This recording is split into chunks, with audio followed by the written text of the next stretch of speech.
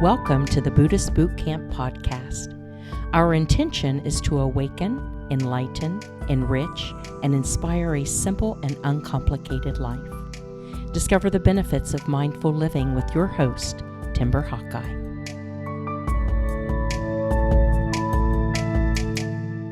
I treat everything in my life like an experiment. I find that it gives me this tremendous flexibility and fluidity to not be attached to an end result or a goal.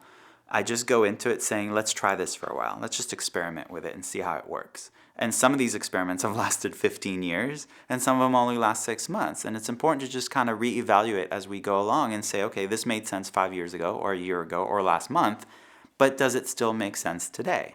And so it's just an experiment. It's nothing to be taken too seriously. We tend to think that the decisions like who to date or where to live are huge, monumental decisions that are going to completely, redefine our life and take us in a whole. And every decision you make is going to steer you in a new direction, but you can always make a new decision the next day. Right now, you can decide that tomorrow you're going to wake up in a new city and lead a new life or have a different job.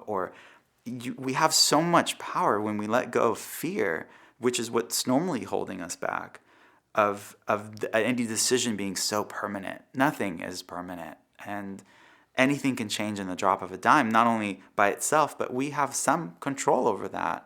And we can decide one moment to say, let's experiment with this. And I've, in my life, treated everything that way. And it's given me the freedom to say, you know what, moving to this city a few years ago made sense, but now, because of my life, like I moved to Seattle, and Seattle's great. It's still my favorite city in the whole world. But at one point, I wanted to play beach volleyball every day. Now, I don't know if you know Seattle, but it rains about 11 months out of the year. And so you only have a month, maybe two, where you can actually go and play beach volleyball. And you wait all year long for that short period of time to be able to do that.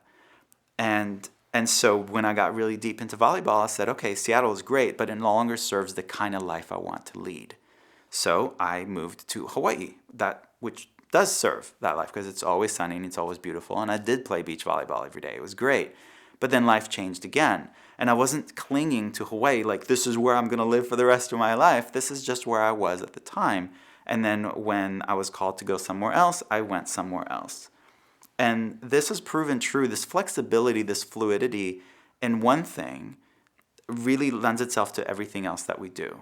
When I took the monastic vows, I was in full monastic robes for 2 years. And that really made sense while living in the monastery. We all had the same haircut. We all had the same robes.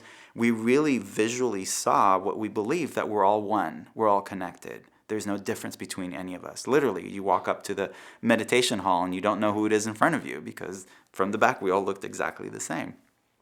But when I left the monastery and I was still in robes and at the airport or whatnot, people started treating me as if I was different from them. And I was responsible for that. I wore robes that communicated not, oh, I'm a peaceful, loving, oneness, believing person, is I'm somehow different from you. And people treated me as different. And I knew the robes had to go when a lady on the bus offered me her seat one day. I was like, okay, this is definitely not what I want. And it was my own teachers who said, why wear the robes? Why can't you just be the guy in town with the bright eyes? And my ability to let go of the robes, to just embrace just wearing jeans and a t-shirt was possible because I wasn't attached to the robes. I wasn't so married to them, so to speak. I was able to just treat it. It was an experiment. It was something that I tried, and I continued doing it as long as it worked. And the moment it didn't, I was able to let it go. And we can apply that to relationships. We can definitely apply that to jobs.